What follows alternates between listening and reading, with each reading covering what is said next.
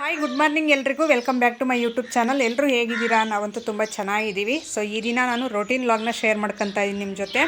ಹಾಗೆ ಒಬ್ಬ family member ಸಮೇತ ಆ್ಯಡ್ ಆಗ್ತಾ ಇದ್ದಾರೆ ನಮ್ಮ ಫ್ಯಾಮಿಲಿ ಜೊತೆ. ಸೊ ಅವ್ರನ್ನ ನಿಮ್ಮ ಜೊತೆ ಪರಿಚಯ ಮಾಡಿಸ್ಕೊಡ್ತೀನಿ, ಶೇರ್ ಮಾಡ್ಕೊತೀನಿ. ಸೊ ಎಲ್ಲೂ ಸ್ಕಿಪ್ ಮಾಡಿದೆ ಕೊನೆವರೆಗೂ ನೋಡಿ. ಹಾಗೆ ಹೊಸಬರಾಗಿದ್ದರೆ ಪ್ಲೀಸ್ ಸಬ್ಸ್ಕ್ರೈಬ್ ಮಾಡ್ಕೊಂಡು ನನಗೂ ಸಪೋರ್ಟ್ ಮಾಡಿ ಅಂತ ಕೇಳ್ಕೊಳ್ತಾ ಇದ್ದೀನಿ. ಈಗ ಬೆಳಿಗ್ಗೆ ಬಂದು ಟೈಮ್ ಆಗಲೇ ಒಂದು 6 ಗಂಟೆ ಆಗಿತ್ತು. ಈಗ ಅಷ್ಟರಲ್ಲಿ ನೀರು ಬಿಟ್ಟಿದ್ರಲ್ಲ, ಹಂಗಾಗಿ ಫಸ್ಟ್ ನೀರು ಹಿಡಿದ್ಬಿಟ್ಟು ಆಮೇಲೆ ಕಸ ಹೊಡೆದು ಎಲ್ಲ ಕೆಲಸ ಮುಗಿಸೋಣ ಅಂತ ಹೇಳ್ಬಿಟ್ಟು ಫಸ್ಟ್ ನೀರು ಹಿಡಿ ಅಂತ ಹೇಳ್ಬಿಟ್ಟು ಈ ಕಡೆ ಬಂದೆ. ಸೊ ತೊಟ್ಟಿ ಆಗಲೇ ಫುಲ್ಲಾಗಿತ್ತು. ಪೈಪು ನಾವು ತೊಟ್ಟಿಗೆ ಹಾಕ್ಬಿಟ್ಟೆ ಮಲಗ್ತೀನಲ್ಲ, ಸೊ ಹಂಗಾಗಿ ಅಕಸ್ಮಾತ್ ಬಂದ್ರೂ ಒಂದು ವೇಳೆ ತುಂಬಿಬಿಡಲಿ ಅಂತಂದು ಹೇಳ್ಬಿಟ್ಟು ಮುಂಚೆನೇ ಆ ಥರ ನೈಟು ಮಲಗಬೇಕಾದ್ರೇ ಆ ಥರ ಹಾಕ್ಬಿಟ್ಟು ಮಲಗಿರ್ತೀನಿ. ಅದು ಕರ್ಬೇವಿನ ಗಿಡ ನೋಡಿ ಎಷ್ಟೊಂದು ದೊಡ್ಡದಾಗಿದೆ. ಚಿಕ್ಕ ಸಸಿ ನಾಟಿ ಮಾಡಿದ್ದೆ, ತುಂಬ ಚೆನ್ನಾಗಿ ಬೆಳೆದಿದೆ. ಅದು ಎಲ್ಲ ಸೀಡೆ ಹೊಡೆದಿತ್ತು, ಅದನ್ನೆಲ್ಲ ಕ್ಲೀನ್ ಮಾಡಿದೆ ಮೊನ್ನೆ. ಸೊ ಹಂಗಾಗಿ ಈಗ ತುಂಬ ಚೆನ್ನಾಗಿದೆ. ಇನ್ನೂ ಮಲಗಿರೋರೆಲ್ಲ ನಿತಿನು ಅರವಿಂದು ಆ ಕಡೆ ಎಲ್ಲ ಮಲಗಿದ್ದಾರೆ. ಸೊ ಅಷ್ಟರಲ್ಲಿ ನಾನು ಹೊರಗಡೆ ಕೆಲಸ ಇನ್ನೂ ಭಾಳ ಇತ್ತು. ಕಸ ಹೊಡೆದು ಅದೆಲ್ಲ ತೊಳೆದು ಬಾಗಿಲಿಗೆ ಬಟ್ಟಿಟ್ಟು ನಾನು ಯಾವುದೇ ವೀಡಿಯೋನ ಅದು ಶೂಟ್ ಮಾಡಲಿಲ್ಲ. ಸೊ ಪ್ಲೈನಾಗಿ ಆ ಥರ ತೋರಿಸ್ದೆ. ಅದೆಲ್ಲ ಮುಗಿಸಿ ಮತ್ತೆ ಒಳಗಡೆ ಬಂದೆ. ಈಗ ಕಾಫಿ ಮಾಡಿಬಿಟ್ಟು ಮತ್ತೆ ಅಡುಗೆ ಕೆಲಸ ಮಾಡೋಣ ಅಂತ ಹೇಳ್ಬಿಟ್ಟು. ಸೊ ಇವತ್ತು ಇನ್ನೇನು ಜಾತ್ರೆ ಶುರುವಾಗುತ್ತೆ ನಮ್ಮೂರಲ್ಲಿ, ಇನ್ನು 27ನೇ ತಾರೀಕಿಂದ. ಹಾಗಾಗಿ ತುಂಬ ಕೆಲಸ ಇದೆ. ಮನೆ ಕೆಲಸ ಎಲ್ಲ, ಮನೆ ಕ್ಲೀನಿಂಗ್ ಆಗಿರ್ಬೋದು, ಪ್ರತಿಯೊಂದು ತುಂಬಾ ಇದೆ. ಸೊ ಆದಷ್ಟು ಅದಕ್ಕೆ ಸ್ವಲ್ಪ ಕಡಿಮೆ ಅಂದರೆ ಡೇ ಬೈ ಡೇ ಬಿಟ್ಟು 2 ದಿನಕ್ಕೂ 3 ದಿನಕ್ಕೆ ಒಂದು ಸಲ ವ್ಲಾಗ್ ಶೇರ್ ಮಾಡ್ಕೊತಾ ಇದ್ದೀನಿ.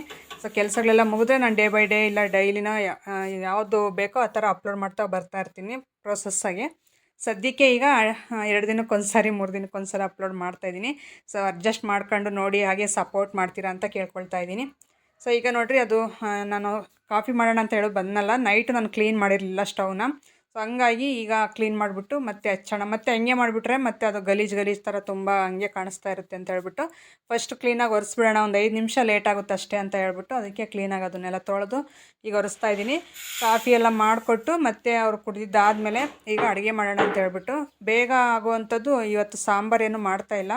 ಸೊ ಹಂಗಾಗಿ ಸ್ವಲ್ಪ ಅನ್ನ ಮಾಡಿಬಿಟ್ಟು ಟೊಮೊಟೊ ಗೊಜ್ಜಾದರೂ ಮಾಡೋಣ, ಅರ್ಜೆಂಟಿಗೆ ಇದೆ ಅಲ್ಲ ಬೇಗ ಆಗೋದಂದರೆ ಚಿತ್ರಾನ್ನದ ಗೊಜ್ಜು, ಟೊಮೊಟೊ ಗೊಜ್ಜು ಈ ಥರನೇ.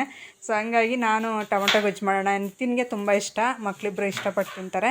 ಸೊ ನಮ್ಮ ಮನೆಯವರೇ ಸ್ವಲ್ಪ ಏನಂದ್ರೆ ಅವ್ರಿಗೆ ಕೆಲಸ ಇದ್ದರೆ ಕೆಲ್ಸಕ್ಕೆ ಹೋಗ್ಬಿಟ್ರೆ ನಾವು ಆರಾಮಾಗಿ ಈ ಥರ ಮಾಡ್ಕೊಂಡು ತಿಂತೀವಿ. ಇಲ್ಲ ಅವರಿದ್ದರೆ ಬರೀ ಮುದ್ದೆ ಸಾಂಬಾರುಗಳು ಈ ಥರನೇ ಮಾಡ್ತಾ ಇರಬೇಕು. ಟಿಫನ್ ಜಾಸ್ತಿ ಇಷ್ಟಪಡಲ್ಲ ನಮ್ಮ ಮನೆಯಲ್ಲಿ, ಆದಷ್ಟು ಮುದ್ದೆ ಸಾಂಬಾರೇ ಇರಬೇಕು ಮನೆಯಲ್ಲಿ ಯಾವಾಗಲೂ ಅಷ್ಟೇ. ಸೊ ಆದರೆ ಅದರಲ್ಲಿ ನಾನು ಅರವಿಂದ್ ಇಬ್ಬರು ಇಷ್ಟಪಡ್ತೀವಿ ಅಷ್ಟೇ. ಇನ್ನು ನಿತಿನ್ ಮತ್ತು ನಮ್ಮ ಮನೆಯವರು ಇಬ್ಬರು ಅಷ್ಟೇ. ರಾಗಿ ಮುದ್ದೆ ಸಾರು ಇರಲೇಬೇಕು ಅವರಿಗೆ. ಸೊ ಈಗ ಟೊಮೊಟೊ ಗೊಜ್ಜಿಗೆ ನಾನು ಈರುಳ್ಳಿ ಮತ್ತು ಟೊಮೊಟೊ ನೀಟಾಗಿ ತೊಳೆದು ಎಲ್ಲ ಕಟ್ ಮಾಡಿ ಇಟ್ಕೊತಾ ಇದ್ದೀನಿ. ಮೊನ್ನೆ ಸಂತೆಗೆ ಹೋಗಿದ್ನಲ್ಲ, ಸೊ ಅಲ್ಲೇ ತಗೊಂಡು ಬಂದಿದ್ದು. ತುಂಬ ರೇಟಾಗಿದೆ ತರಕಾರಿ, ನಿಜವಾಗ್ಲೂ ತಗೊಂಡು ತಿನ್ನೋಕ್ಕೆ ಆಗೋಲ್ಲ ವಾರಕ್ಕೊಂದು ಸಲ ಆದ್ರೂ. ಸೊ ಅಷ್ಟೊಂದು ರೇಟು. ಮೇಯ್ನ್ ಏನಂದರೆ ಇದು ಬೆಳ್ಳುಳ್ಳಿ, ಈರುಳ್ಳಿ ಇವೇ ರೇಟ್ ತುಂಬ ಇದ್ದಾವೆ. ಈಗ ಈರುಳ್ಳಿ ರೇಟ್ ಸ್ವಲ್ಪ ಕಡಿಮೆ ಆಗೈತೆ, ಮುಂಚೆ ಭಾಳ ಇತ್ತು. ಈಗ 100 ರೂಪಾಯಿಗೆ 5 kg ಏನೋ ಕೊಟ್ಟರು ಮೊನ್ನೆ ಸಂತೆಯಲ್ಲಿ. ಈಗ ಟೊಮೊಟೊನೂ ಈ ಥರ ಚಿಕ್ಕದಾಗಿ ಕಟ್ ಮಾಡಿ, ತುಂಬ ಫಾಸ್ಟಾಗಿ ಆಗುತ್ತೆ ಮತ್ತು ಟೈಮು ಸೇವ್ ಆಗುತ್ತೆ, ತಿನ್ನೋಕ್ಕೂ ಆಗುತ್ತೆ ಅಂತ ಹೇಳ್ಬಿಟ್ಟು ಇದನ್ನು ಸೆಲೆಕ್ಟ್ ಮಾಡಿಬಿಡ್ತೀನಿ. ಯಾವಾಗಲಾದರೂ ಸರಿಯೇ ಟೊಮೊಟೊ ಗೊಜ್ಜು ಮಾಡಿಬಿಡ್ತೀನಿ. ಏನು ಸದ್ಯಕ್ಕೆ ಮನೇಲಿ ಏನೂ ಅಡುಗೆ ಇಲ್ಲ, ತಿನ್ನೋದಕ್ಕೇನು ಸಾಂಬಾರು ಇಲ್ಲ ಅಂದರೆ ಇದನ್ನು ಫಸ್ಟು ನನ್ನ ತಲೆಯಲ್ಲಿ ಓಡೋದೇ ಇದು ಟೊಮೊಟೊ ಗೊಜ್ಜು. ಹಂಗಾಗಿ ಟೊಮೊಟೊ ಗೊಜ್ಜಿಗೆ ಮಾಡ್ತಾಯಿದ್ದೀನಿ. ಮತ್ತು ಅದರಿಂದ ಸ್ಕೂಲಿಗೆ ರೆಡಿ ಆಗ್ತಾಯಿದ್ದಾನೆ, ಅವನು ಊಟ ಮಾಡಿಬಿಟ್ಟು ಹೋಗಲಿ ಅಂತ ಹೇಳ್ಬಿಟ್ಟು ಬೇಗ ಬೇಗ ಕಟ್ ಮಾಡಿ ಮಾಡೋಣ ಅಂತ. ಹಾಗೆ ನಮ್ಮ ಹೊಸ ಫ್ಯಾಮಿಲಿ ಮೆಂಬರ್ಸ್ನ ಶೇರ್ ಮಾಡ್ಕೊತೀನಿ ನಿಮ್ಮ ಜೊತೆ. ಯಾವ ಥರ ಅನ್ನಿಸ್ತು ಅಂತ ತಪ್ಪದೆ ನನಗೆ ಕಾಮೆಂಟ್ ಸೆಕ್ಷನಲ್ಲಿ ತಿಳಿಸೋದು ಮಾತ್ರ ಮರಿಬೇಡಿ. ಸೊ ಈಗ ನೋಡಿ, ಅದೆಲ್ಲ ಟೊಮೊಟೊ ಎಲ್ಲ ಕಟ್ ಮಾಡಿದ್ನಲ್ಲ, ಈಗ ಈರುಳ್ಳಿ ಮತ್ತು ಬೆಳ್ಳುಳ್ಳಿ, ಕರ್ಬೇವಿನ ಸೊಪ್ಪು, ಸ್ವಲ್ಪ ಜೀರಿಗೆ, ಸಾಸಿವೆ ಒಗ್ಗರಣೆಗೆ ಇಷ್ಟ ಹಾಕ್ತಾಯಿದ್ದೀನಿ. ಸೊ ಸಿಂಪಲಾಗಿದ್ದರೂ ತುಂಬ ಟೇಸ್ಟ್ ಕೊಡುತ್ತೆ. ನನಗಂತೂ ಟೊಮೊಟೊ ಗೊಜ್ಜು ಅಂದರೆ ತುಂಬ ಇಷ್ಟ ಆಗುತ್ತೆ ಈ ನಡುವೆ ಹಾಕೋ. ಸೊ ಈಗ ಅದನ್ನೆಲ್ಲ ಫ್ರೈ ಮಾಡ್ಕೊಂಡು ಆಮೇಲೆ ಟೊಮೊಟೊ ಹಾಕಿ ಮತ್ತು ಆಮೇಲೆ ಸ್ವಲ್ಪ ಮಸಾಲೆ ಐಟಮ್ಸ್ ಎಲ್ಲ ಹಾಕ್ತೀನಿ. ಸ್ವಲ್ಪ ಹಾಕ್ತೀನಿ ಅಷ್ಟೇ, ಜಾಸ್ತಿ ಏನು ಯೂಸ್ ಮಾಡಲ್ಲ. ಆದರೂ ಸ್ವಲ್ಪ ಟೇಸ್ಟ್ ಇರಬೇಕು ತಿನ್ನೋಕ್ಕೆ ಅಂತ ಹೇಳ್ಬಿಟ್ಟು ಅದನ್ನು ಯೂಸ್ ಮಾಡ್ತೀನಿ. ಇನ್ನೂ ಸ್ವಲ್ಪ ಚಿಕ್ಕದಾಗಿ ಕಟ್ ಮಾಡಬೇಕಾಗಿತ್ತು ಟೊಮೊಟೊ, ಏನಂದರೆ ಟೈಮ್ ಇಲ್ಲ ಅಂತ ಬೇಗ ಆ ಥರ ಸ್ವಲ್ಪ ದಪ್ಪನೇ ಆಯಿತು. ಈಗ ಇದಕ್ಕೆ ಸ್ವಲ್ಪ ಟೇಸ್ಟ್ಗೆ ಹಸಿಮೆಣ್ಸಿನ್ಕಾಯಿ ಹಾಕಿದ್ನಲ್ಲ, ಖಾರಕ್ಕೆ ಸ್ವಲ್ಪ ಖಾರದ ಪುಡಿ ಮತ್ತು ಇದು ಗರಂ ಮಸಾಲ ಸ್ವಲ್ಪ ಧನಿಯಾ ಪೌಡ್ರ್ ಹಾಕಿದ್ದೀನಿ ಅಷ್ಟೇ. ಇದಕ್ಕೆ ಇನ್ನೊಂದು ಚೂರು ಅರಿಶಿನ ಸೇರಿಸ್ಬಿಟ್ರೆ ಮಸಾಲೆಗಳು ಮುಗೀತು ಇಷ್ಟೇ. ಇದ್ರ ಮೇಲೆ ನಾವು ಸ್ವಲ್ಪ ಹೊತ್ತು ಫ್ರೈ ಮಾಡಿಬಿಟ್ಟು ಒಂದು ಸ್ವಲ್ಪ ನೀರು ಸೇರಿಸ್ಕೊಂಡು ಅದನ್ನು ಒಂದು 5 ನಿಮಿಷ ಕುದಿಸ್ಕೊಬಿಟ್ರೆ, ಎಣ್ಣೆ ಬಿಡೋವರೆಗೂ ಕುದಿಬೇಕು.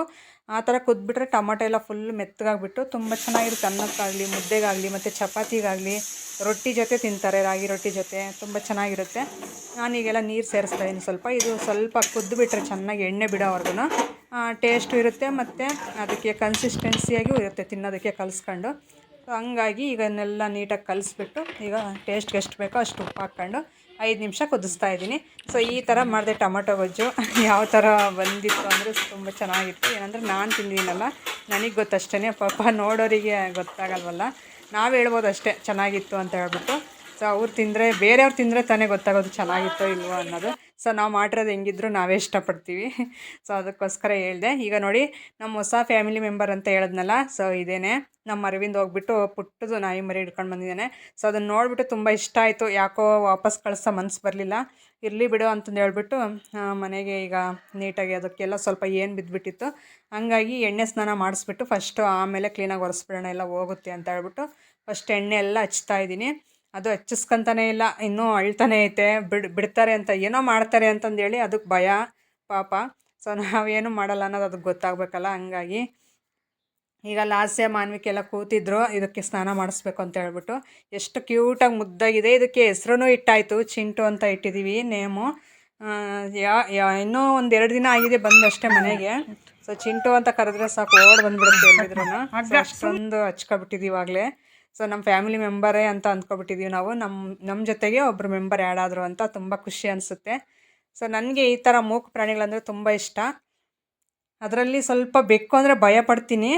ಮುಂಚೆ ನಾನು ನಾಯಿ ಮರಿಗಳಷ್ಟೇ ನಮ್ಮ ಅಮ್ಮವ್ರ ಮನೇಲಿದ್ದಾಗ ನಮ್ಮ ಅಮ್ಮವರು ಭಾಳ ನಾಯಿ ಸಾಕ್ತಾಯಿದ್ರು, ಇವಾಗಲೂ ಸಾಕ್ತಾರೆ. ಆದರೆ ನಮ್ಮ ಅಮ್ಮವ್ರು ಸಾಕಿದ್ರೂ ನಾನು ಅಲ್ಲಿ ಚಿಕ್ಕ ಹುಡುಗಿ ಇದ್ರೂ ನನಗೆ ಒಂದು ನಾಯಿ ಮರಿ ಇಟ್ಕೋಬೇಕಂದ್ರೆ ಭಯ ಅನಿಸೋದು. ಈ ಮರಿ ನೋಡ್ತಾ ಇದ್ರು ನನಗೆ ತುಂಬ ಇಷ್ಟ ಆಯಿತು, ಏನು ಭಯನೇ ಅನ್ನಿಸ್ಲಿಲ್ಲ ನನಗೆ. ಅವು ಒಂದು ಸ್ವಲ್ಪ ಒದ್ದಾಡ್ತಾವಲ್ಲ, ಅವಾಗ ಸ್ವಲ್ಪ ಭಯ ಅನ್ನಿಸ್ತೈತೆ ನನಗೆ ನೋಡ್ಬಿಟ್ಟು ಅಷ್ಟೇ. ಈಗ ಇದನ್ನು ನೋಡಿ ಏನು ಅನ್ನಿಸ್ಲಿಲ್ಲ. ಅದಕ್ಕೆ ನೋಡಿರಿ ನಾನೇ ಹಿಡ್ಕೊಂಡೆಲ್ಲ ಕ್ಲೀನ್ ಮಾಡಿ ಕ್ಲೀನಾಗಿ ಸ್ನಾನ ಎಲ್ಲ ಮಾಡಿಸಿ, ಈಗ ಸ್ನಾನ ಮಾಡಿಸ್ಬಿಟ್ರೆ ಮುಗಿತೈತೆ ಕೆಲಸ ಇದ್ರದ್ದು. ಸೊ ತುಂಬ ಕ್ಯೂಟಾಗಿತ್ತು. ಹಾಗೆ ಇದು ಹುಟ್ತಾನೆ ಸ್ವಲ್ಪ ಕಾಲು ಸೊಟ್ಟ ಇದೆ ಬಲಗಾಲು, ಅಲ್ಲಿಗೂ ಆ ಕಡೆ ನೋಡಿರಿ ಆ ಬಲಗಾಲು ಅದೇನಾಗಿತ್ತು ಅಂತ ಗೊತ್ತಿಲ್ಲ ಪಾಪ. ಸೊ ಆದ್ರೂ ನನಗೆ ಬಿಡೋಕ್ಕೆ ಮನಸ್ಸು ಬರಲಿಲ್ಲ, ಇರಲಿ ಅಂತ ಹೇಳ್ಬಿಟ್ಟು ನಾನೇ ಇಟ್ಕೊಂಡಿದ್ದೀನಿ. ಸೊ ನಿಮ್ಗೆ ಯಾವ ಥರ ಅನ್ನಿಸ್ತು ಅಂತ ನನಗೆ ಕಾಮೆಂಟ್ ಸೆಕ್ಷನಲ್ಲಿ ತಿಳಿಸಿ ತಪ್ಪದೆ.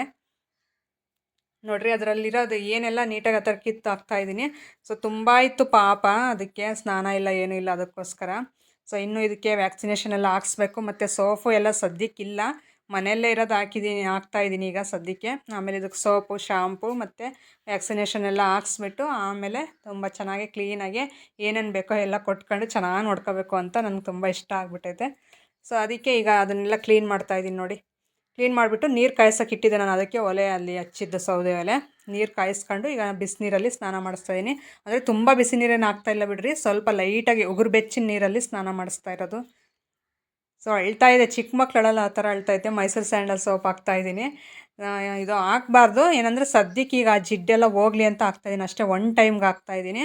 ಈಗ ನೆಕ್ಸ್ಟ್ ಹೋಗ್ಬಿಟ್ಟು ಒಂದು ವೆಟನರಿ ಶಾಪಲ್ಲಿ ತಗೊಂಡ್ಬರ್ತೀನಿ ಸೋಪು, ಶಾಂಪು ಮತ್ತು ಡಾಕ್ಟ್ರ್ ಹತ್ರ ಇದು ವ್ಯಾಕ್ಸಿನೇಷನ್ ಇಂಜೆಕ್ಷನ್ ಹಾಕ್ಸ್ಬಿಟ್ಟು ತಗೊಂಡು ಬರಬೇಕು. ಮತ್ತು ನೋಡಿ ಎಷ್ಟು ಚೆನ್ನಾಗಿ ಕ್ಲೀನಾಗಿ ಚಿಕ್ಕ ಮಕ್ಕಳು ಕೂತ್ಕೊಂಡು ಸ್ನಾನ ಮಾಡಿಸ್ಕೊಳ್ಳಲ್ಲ ಆ ಥರ ಮಾಡಿಸ್ಕೊಂತಾರೆ ನನ್ನ ಹತ್ರ.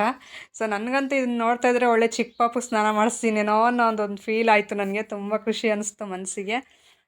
ಏನೇ ಆಗಲಿ ಮನೆಯಲ್ಲಿ ಒಂದು ಈ ಥರ ಇರಲೇಬೇಕು. ಮನೆ ಅಂದಮೇಲೆ ಒಂದು ಮೂಕ ಪ್ರಾಣಿ ಈ ಥರ ಸಾಕಲೇಬೇಕು ಪ್ರತಿಯೊಬ್ಬರೂ. ಸೊ ನನಗೂ ಇದು ಸಿಕ್ಕಿದೆ, ಅದು ನನ್ನ ಅದೃಷ್ಟ.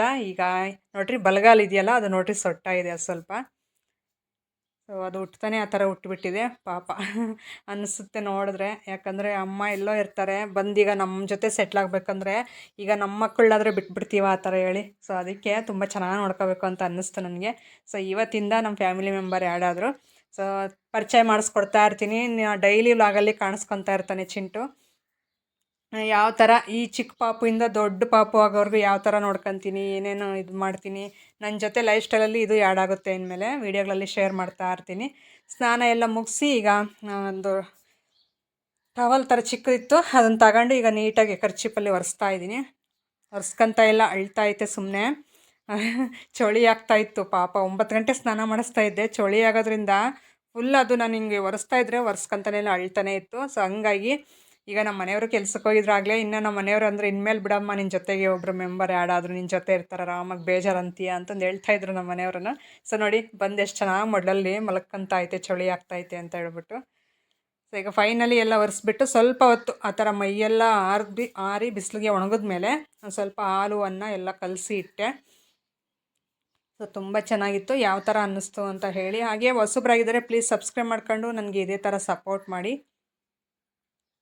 ನೋಡಿ ಫೈನಲಿ ಸ್ನಾನ ಎಲ್ಲ ಮುಗೀತು ನಮ್ಮ ಚಿಂಟುದು. ಈಗ ಊಟ ಮಾಡಿಸ್ಬೇಕು. ಊಟ ಒಂದು ಮಾಡಿಸ್ಬಿಟ್ರೆ ಆರಾಮಾಗಿ ನಿದ್ದೆ ಮಾಡ್ಕೊಂಡು ಡೇ ಫುಲ್ಲು ನಿದ್ದೆ ಮಾಡ್ತಾ ನಾನು ಎಲ್ಲೋದ್ರೆ ಅಲ್ಲಿ ಒಳಗಡೆ ಬರ್ತಾನೇ ಇರುತ್ತೆ, ಆಟ ಆಡ್ತಾ ಇರುತ್ತೆ. ಏನಂದರೆ ಒಂದು ಚಿಕ್ಕ ಪಾಪು ಥರ ಕೇರ್ ಮಾಡ್ತಾ ಇರಬೇಕು. ಒಂದು ಕಣ್ಣು ಅದ್ರ ಮೇಲೆ ಇರಬೇಕು ಇನ್ಮೇಲೆ ನನಗಷ್ಟೇ. ಯಾಕಂದರೆ ದೊಡ್ಡ ದೊಡ್ಡ ನಾಯಿ ಮರಿಗಳು ಎಲ್ಲ ಇದ್ದಾವೆ ನಮ್ಮ ಏರಿಯಾದಲ್ಲಿ, ಆಮೇಲೆ ಕಚ್ಚಾಕ್ಬಿಡ್ತವೆ ಅಂತ ಒಂದು ಭಯ. ಸೊ ಇದನ್ನು ಬಿಟ್ಬಿಟ್ಟು ನಾನು ಮರೆತು ಏನಾದರೂ ಕೆಲಸ ಮಾಡ್ಕೊತೀನಿ ಅಂತ ಅಂದರೆ ಆಗಲ್ಲ. ಇನ್ಮೇಲೆ ಚಿಕ್ಕ ಮಕ್ಳಿಗೆ ಯಾವ ಥರ ಕೇರ್ ಮಾಡ್ತೀವೋ ಆ ಥರ ಮಾಡ್ತಾ ಹೋಗ್ತಾ ಇರಬೇಕು, ಇದು ದೊಡ್ಡದಾಗೋವರೆಗೂ. ಸೊ ಇರಲಿ, ಆ ಥರ ಒಂದು ಇರಲೇಬೇಕು ಮನೆಯಲ್ಲಿ. ಯಾವ ಥರ ಅನ್ನಿಸ್ತು ಈ ವಿಡಿಯೋ ಅಂತ ಹೇಳಿ. ಹಾಗೆ ನಿಮ್ಮ ಫ್ರೆಂಡ್ಸ್ ಆ್ಯಂಡ್ ಫ್ಯಾಮಿಲಿ ಮೆಂಬರ್ಸ್ಗೆ ಶೇರ್ ಮಾಡಿ, ನನ್ನ ಚಾನಲ್ ನೋಡಿಬಿಟ್ಟು ಅವರು ಸಪೋರ್ಟ್ ಮಾಡಲಿ, ಸಬ್ಸ್ಕ್ರೈಬ್ ಮಾಡ್ಕೊಳ್ಳಿ ಅಂತ ಕೇಳ್ಕೊಳ್ತಾ ಇದ್ದೀನಿ.